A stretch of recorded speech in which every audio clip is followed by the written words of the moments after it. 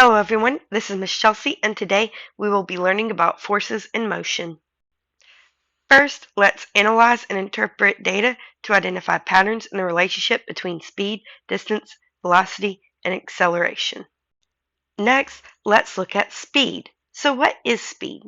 Well, speed is a measure of how far something moved, or the distance, divided by the amount of time it took to travel that distance. So the time.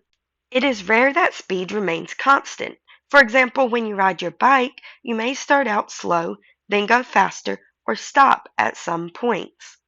In order to calculate your average speed, you would use the formula average speed equals distance divided by time, or S equals D over T, where S is the average speed, D is the distance, and T is the time.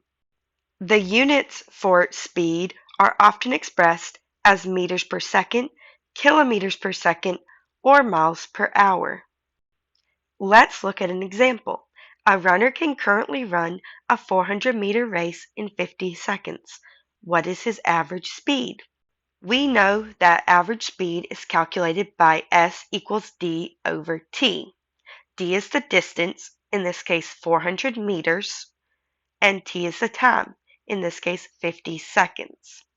400 divided by 50 is 8, and then we keep the units. So we have 8 meters per second. Next, let's consider velocity. So what is velocity? Well, velocity is speed in a specific direction. You must have both a speed and a direction. For example, you're riding in a car going south at 60 miles per hour. South is the direction, 60 miles per hour is the speed, so that sentence gives you velocity. Another car is going the same speed at 60 miles per hour but is traveling north. So the velocity is the speed, 60 miles per hour, with the direction, north. Although you are going the same speed, the velocities are different because you are going in opposite directions. Let's consider our checkpoint question. Compare and contrast speed and velocity by placing the descriptions in the correct box. Well, driving a car at 70 miles per hour has speed but no direction, so it is speed. Riding your bike 6 meters per second traveling west has both a speed of 6 meters per second and a direction, west, so that is an example of velocity. Jogging at 5 meters per second and then slowly speeding up to 6 meters per second, well, those both have speed, but I do not see a direction, so that would be speed. Walking down the street at 3 meters per second and then turning left is a velocity because you know you're going down the street and you know you're traveling at 3 meters per second.